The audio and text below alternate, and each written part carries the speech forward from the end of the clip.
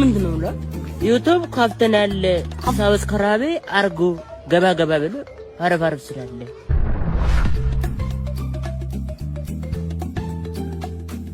Is Ethiopia facing a new civil war that could finally destroy the country? In April 2023, the Ethiopian government launched a military operation to disarm militia forces in Amhara.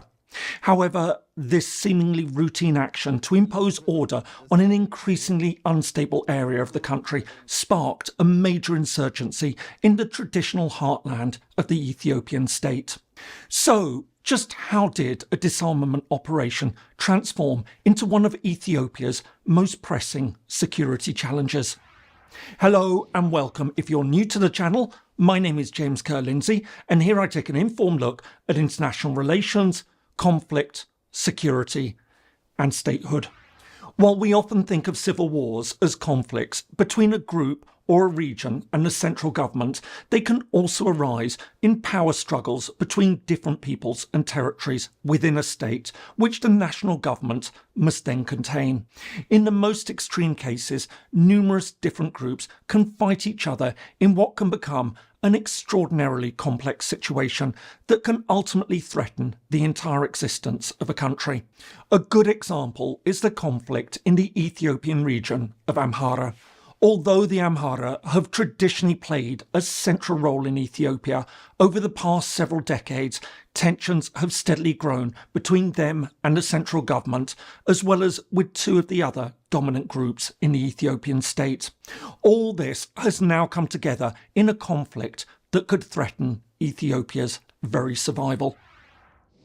Located in the northwest of the Federal Democratic Republic of Ethiopia, Amhara covers approximately 155,000 square kilometres or 60,000 square miles. This makes it the country's third largest regional state after Oromia and the Somali region. In addition to an international border with Sudan to its west, it has boundaries with several other Ethiopian provinces. These include Afar to its east, Oromia to its south, Benishangul-Gumuz to its southwest, and Tigray to its north. Demographically, Amhara is home to approximately 30 million people, making it the second most populous region in Ethiopia. Most of its inhabitants are ethnic Amhara, who represent the second largest ethnic group in Ethiopia after the Oromo. Speaking a Semitic language, they're predominantly Oriental Orthodox Christian, one of the oldest established Christian churches in the world. Ethiopia is one of the world's most ancient countries. Having emerged as the Kingdom of Aksum almost 2,000 years ago, our story starts with the creation of the Ethiopian Empire, also known as Abyssinia, in the late 13th century. From the start, the Amhara dominated the state. In addition to the emperor, they held many of the most crucial positions of power within the Ethiopian hierarchy. As a result, their influence eventually extended across the country. Indeed, the Amharic language and Orthodox Christianity came to be central to Ethiopian national identity. However, in 1974, the last Ethiopian emperor, Haile Selassie, was overthrown by a left-wing military coup. Although most of the officer corps were Amhara, the new communist regime, known as the Derg, reduced the traditional Amhara dominance in Ethiopian affairs.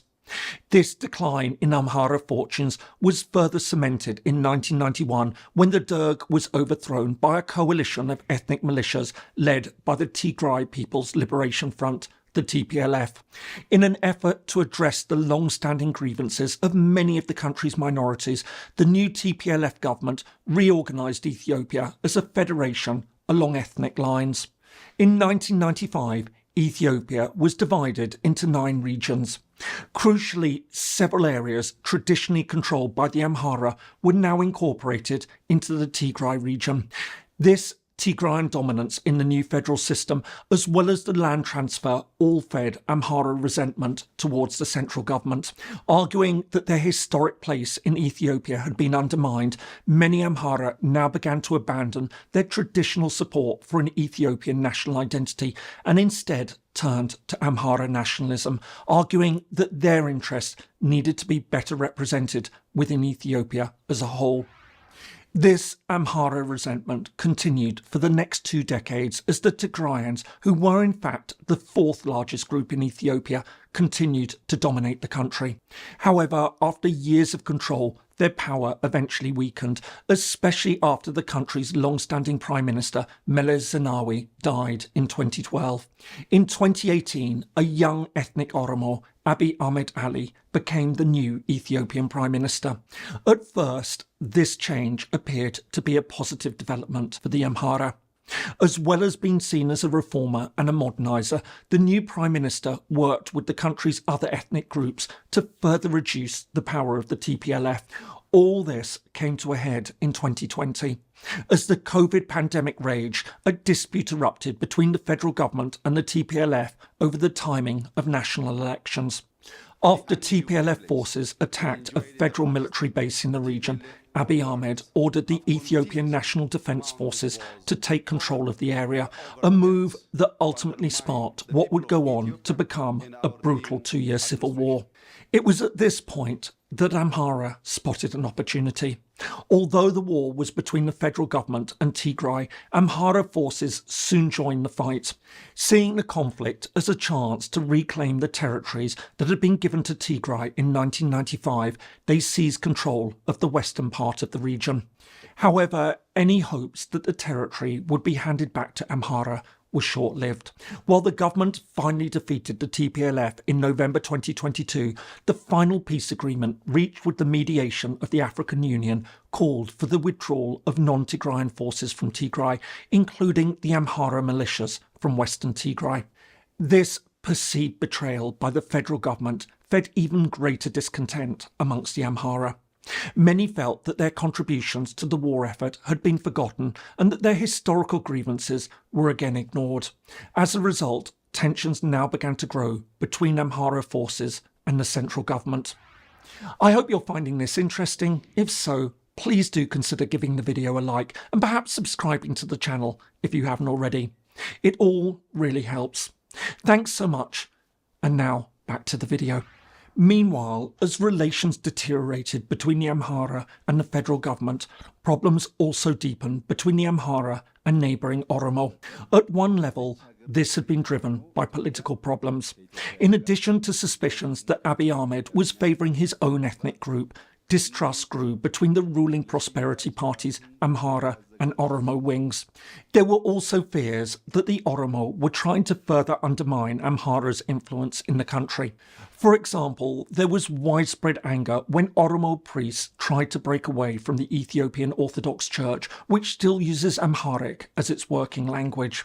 However, all this has also been underpinned by growing confrontations along the boundary between Amhara and Oromo as regional forces have fought for control of several areas. While this had been a problem before the Tigray War, matters worsened as the two sides, who'd both fought with the federal government, built up combat experience and weaponry fighting up in the north. In addition, there have also been growing clashes between Amhara forces and separatist groups in the Oromia Special Zone, an autonomous area within Amhara that was established in the 1995 territorial reorganisation. It's against this backdrop of growing Amhara-Oromo fighting that the Ethiopian government decided to clamp down on the local militias in Amhara. On the 9th of April 2023, federal forces launched an operation to disarm the local militias and bring them under national military control. However, the move quickly met with widespread protests and resistance. Lying at the centre of efforts to oppose the federal government was a group known as Fano. The group emerged as a nationalist movement in 2018 as tensions grew between the Amhara and Oromo. Following this, it played a leading role in the Amhara campaign to seize and hold Western Tigray. Crucially, however, the militia isn't a single organised group. Instead, it's better understood as a loose affiliation of different organisations. But despite lacking a unified command structure, Fano has nevertheless enjoyed considerable popular support amongst the Amhara and rapidly recruited new fighters from those members of the Amhara security forces who didn't wish to join the National Army. As a result, by the middle of 2023, Fano had captured several major towns and cities, including the historically important centres of Gondar and Lalibela. Facing a rapidly deteriorating situation, the government declared a state of emergency on the 4th of August 2023. But while the Ethiopian National Defence Forces regained control of many towns and cities, opposition to the government continued to grow. As a result, Ethiopian forces resorted to increasingly brutal tactics to fight the insurgents, including artillery bombardment and airstrikes. While the Ethiopian government has eased some of the tightest restrictions over the course of 2024, including lifting the ban on communications, efforts to find a political solution have continually failed. Although the government promised a referendum on the territorial issue in November 2023, this has yet to be held. Meanwhile, the lack of a defined Fano leadership has scuppered hopes for peace talks with the group. In the meantime, the violence continues to grow. Aid organisations working in the region have not only noted the ongoing fighting between the government and militias, which saw Fano claim control over parts of Gondar in September 2024, but have also highlighted the growing problem of armed criminal gangs exploiting the region's lawlessness. Taken together, all this contributes to a growing sense that the situation in Amhara is now spiralling out of control. But what does this complex situation mean for Ethiopia? While the current fighting is undoubtedly significant in its own right, the Amhara conflict raises a more troubling question about Ethiopia's future.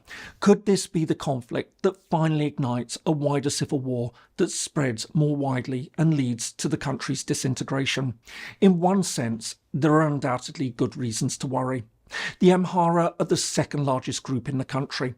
Any full-scale conflict in the region would inevitably have devastating consequences, not just in human terms, but also regarding the broader political impact. Can Ethiopia survive if the ethnic group that more than any other has come to symbolise Ethiopian identity is marginalised and excluded? More to the point, the complex ethnic tensions extend well beyond Amhara. Ethiopia faces a precarious balancing act. Can it maintain national unity while addressing the competing grievances of the various ethnic groups, not only the Amhara, but also the Tigrayans and the Oromo, as well as the large Somali community over in the east, which also has a history of unrest? Then again, many observers would point out that talk of Ethiopia's imminent collapse has been heard many times before. Indeed, the same arguments emerged when the Tigray conflict erupted, and yet Ethiopia has survived. In this sense, the current crisis in Amhara is part of a larger pattern of ethnic tensions that have long simmered beneath the surface of Ethiopian politics. The ethnic federalism introduced in the 1990s to address historical grievances and promote ethnic autonomy has inadvertently fueled rivalries and conflict. But while Ethiopia survives, it's easy to become too complacent. Even though Ethiopia appears remarkably resilient, things may go too far at some point. In this sense, while it may be tempting to regard the conflict in Amhara as just one of many disputes that affect Ethiopia and that there's really little reason to worry, there's nevertheless the possibility that this could be the conflict that breaks Ethiopia apart, especially given the fundamental role that the Amhara have played in Ethiopia's development. For all these reasons, dealing with the conflict in Amhara is therefore more critical than many outsiders may appreciate. I hope you found that useful. If so, here are some more videos on Ethiopia and the Horn of Africa that you might find helpful. Thanks so much for watching, and I'll see you in the next video.